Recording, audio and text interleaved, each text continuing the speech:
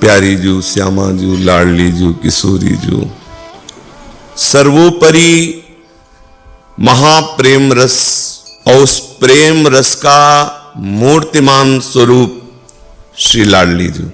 हमारी जो श्यामा जू हैं, अत्यंत गुप्त रस जो श्री चरणों की दास्ता,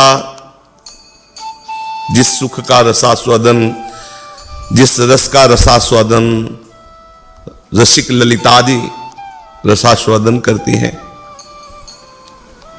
उस सुख को प्रदान करने के लिए ही इस धराधाम में पधारी है।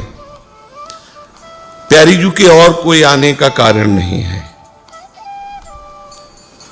जब जब प्रभु अवतार लेते हैं तो प्यारी जू के अंश से जो प्रगट शक्तियां हैं प्रभु की सेवा में, वो अवतरित होती हैं। प्यारी जू के ही एक अंश से श्री लक्ष्मी जी हैं, प्यारी जू के ही अंश से समस्त शक्तियां हैं। जैसे प्यारे जू के अंश से ही प्रभु के जो विविध अवतार हुए हैं, वो हमारे सबके अवतारी निकुंज बिहारी श्री लालजू महाराज से ही है। ऐसे ही जितने भी अवतार में शक्तियां हैं, वो सब प्यारी जू के ही अंश की ही मूर्तिमान स्वरूप है। हमारी प्यारी जू अन्यत्र कहीं अवतार नहीं लेती, क्योंकि जब हम अंश वर्णन करते हैं तो अंशी ही अंश के रूप में आता है। इस सिद्धांत के अनुसार ये वर्णन हो जाता है कि जहां जहां भगवान अवतार लेते हैं वहां वहां राधा प्यारी अवतार लेती हैं। जो प्रायः महापुरुषों ने वर्णन किया, स्तवन में भी आता है कि हे आदि पुरुष, आप जहां जहां अवतार लेते हो वहां वहां किशोरी जू अवतार लेती है। मूल बात समझना होगा कि हमारी प्यारी जू इस रस भूमि के बाहर अवतार नहीं लेती है। हमारे प्यारे जू इस रस भूमि से कभी बाहर नहीं जाते हैं। ये रहस्य है, ये गुप्त रीति है, इसे सब कोई नहीं जानता है। सब कोई यही जानते हैं कि जैसे भगवान अवतार लेते हैं तो भगवान की शक्ति राधा है और वो शक्ति अवतार लेती है। पर यहां वृंदावन रजोपसेवी रसिकों की कृपा से बात समझ में आएगी कि जो शक्ति होती है वो शक्तिमान के अधीन होती है। जहां ये होता है कि ये प्रभु है और ये उनकी शक्ति है, तो प्रभु के इशारे पर शक्ति चलती है और करबद्ध आज्ञा पालन के लिए तत्पर रहती है। लेकिन यहां उल्टा है, करबद्ध हुए आज्ञा पालन की बाट जो होते रहते हैं। अगर ये शक्ति है और ये शक्तिमान है तो ऐसा कैसे संभव हो सकता है? प्रभु अगर कहीं विवश नजर आते हैं, वो है प्रेम। कहीं भी विवश नजर आते हैं, किसी भक्त के सामने, किसी भी उपासक के सामने, कहीं भी, कहीं पूरे इतिहास में, पूरे चरित्रों में हमारे सर्वसमर्थ प्रभु की कहीं विवशता देखी गई है तो वहां प्रेम होगा। क्योंकि अजित को कोई अधीन कर सकता है तो प्रेम है, और प्रेम की रीति को बहुत अच्छे से प्यारे ही केवल जानते हैं। प्रीत की रीति रंगीलो ही जाने। कहीं भी प्रेम उदय होता है तो अंश में होता है, प्रेम समुद्र नहीं उदय होता। प्रेम समुद्र लाडली जो है, प्रीति का सागर है, सांद्रानंद घन प्रेम मूर्ति किशोरी।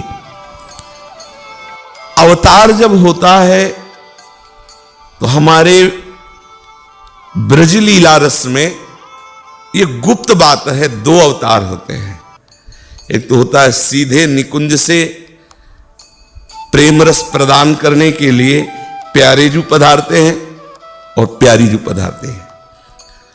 धर्म की स्थापना, दुष्टों का दलन आदि आदि प्रभु के अंश से जो सृष्टि विधान करने वाले भगवत स्वरूप हैं, हमारे ही प्रभु हैं, पर उनके अंश से हैं ब्रह्मा विष्णु महेश। तो जो वसुदेव जी के यहां प्रकट हुए तो चतुर्भुज प्रकट है।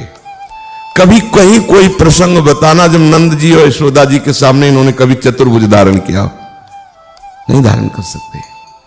वात्सल्य के आगे ऐश्वर्य का प्रभाव नहीं चलता, जबकि ऐश्वर्य मिश्रित लीला है, क्योंकि ऐश्वर्य वाले प्रभु यहां पधारे। और जहां ऐश्वर्य वाले प्रभु यहां से पधारते हैं, मथुरा द्वारिका, तो जो ऐश्वर्य उपासक और बाहर शास्त्रीय पद्धति को जानने वाले, उनके लिए बस उतनी ही लीला है, वो उतना ही जानते, इसलिए उनको समझ में नहीं आएगा, क्योंकि उतना ही सुना है और उतना ही जाना है। जो आए वो अपना ऐश्वर्य लीला करके, लेकिन जो हमारे आनंद समुद्र श्री लालजू महाराज हैं, वो वृंदावनम परित्यज्य पादमेकम न गच्छति। और दूसरी बात, जो लालजू यहां प्रकट हुए, उनका जो संपूर्ण रस स्वरूप, श्रृंगार स्वरूप है, वो निकुंज में हर समय विराजमान रहता है।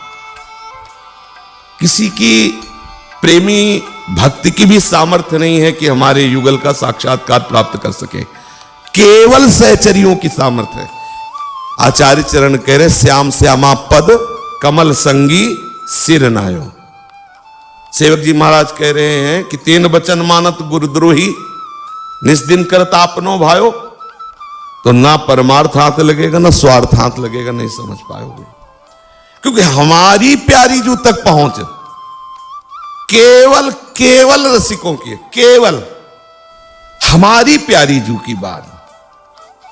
हमारी इसलिए बोलते हैं कि कोई कह सकते हैं कि राधा वो थी, उनका उनके साथ ब्याह हुआ हो, ऐसा ऐसा। वो तुम्हारी होंगी कोई राधा, हम नहीं जानते, सुनना नहीं चाहते, जानना नहीं चाहते। हमारी जो राधा है उनका परिचय जानिए, जिनकी महावर रचना करने के लिए स्वयं अखिल लोक चूड़ामणि लालजू ललचाते हैं, और ललितादि सखियों का कृपा कटाक्ष हो जाता है तो निहाल हो जाते हैं। हम उन प्यारी जू के जन्म उत्सव का गान कर रहे हैं, उन प्यारी जू के जन्म उत्सव का, जिनके नेत्रों में नेत्र मिलाने की सामर्थ्य अखिल लोक चूड़ामणि लालजू में नहीं, औरों की तो बात जाने दो, कौन ब्याह करेगा इनके साथ। मुस्कुरा के तिरछी चेतवन से हेर दिया, हमारी प्यारी जू तक पहुंच नहीं है। भले आप ऐसा मान ले कि हम राधा बोलते, हम राधा को जानते हैं, जिन प्यारी जू की हम बात कर रहे हैं, जिनके लिए हरिवंश महाप्रभु कह रहे चलो चलो सब वृषभानु गोप के द्वार। क्यों वृषभानु गोप के द्वार? क्यों? क्योंकि मेरी श्यामाजू पधारी है।